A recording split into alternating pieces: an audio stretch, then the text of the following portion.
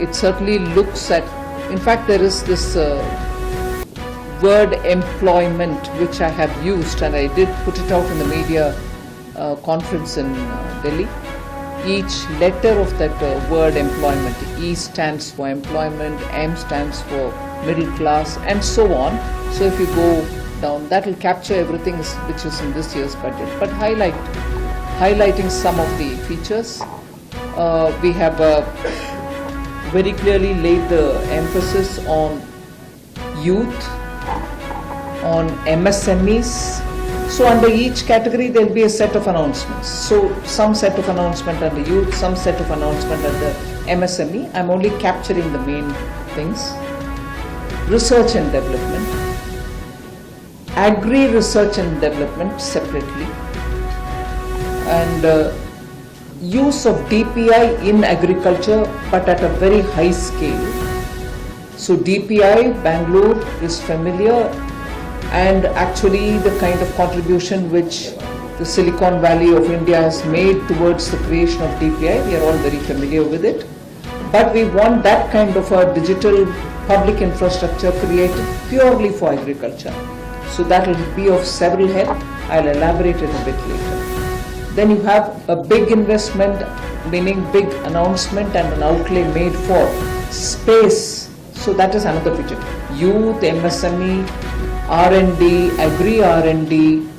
Then I'm talking about space and about middle class. So if I were to broadly categorize under each one of them, I can give you several things that we've taken as steps. Some tax related, some scheme related, some outlays. So you can imagine the budget broadly under these categories. But over and above that is the revenue share. Because I'm in Karnataka and the discussion has, since the time I presented the budget, been on what's the kind of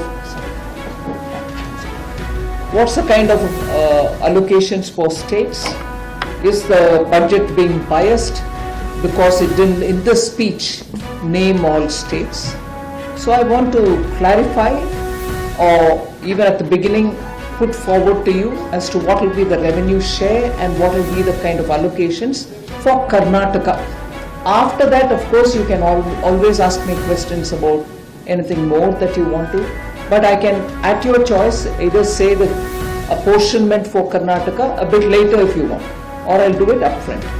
But if I have to start, so the 7 main features I've already mentioned to you, and on the revenue share, I will get into the details.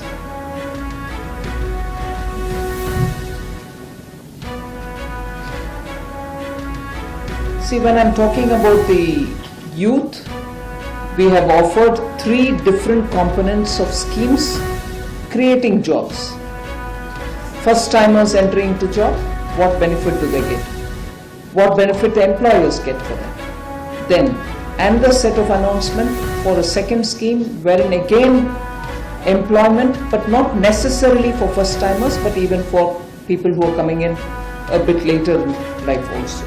And a third one, helping the employers, and all these 3 would be monitored through EPFO. Skilling is one thing in which, together with the states, we want the ITIs in the states to become centers of training youth for industry 4.0 skills. Today, when youth come out of schools or early colleges, they get trained for the same skills, like go and do a lathe machine or a welding shop and so on. But what we want is upskilling, meaning even as you come out, you should be ready for getting into a Industry 4.0 kind of a modernized industry. So that kind of a training. And the other one, the 5th one in that youth, is for internship in top 500 companies of the country, wherein we pay them every month and the companies provide them the opportunity, and also the instructors will help them to undertake it. Because we are talking of youth, we are also giving 10 lakhs of subsidized or interest subvented loans for education, higher education. This is directly going to benefit middle class families and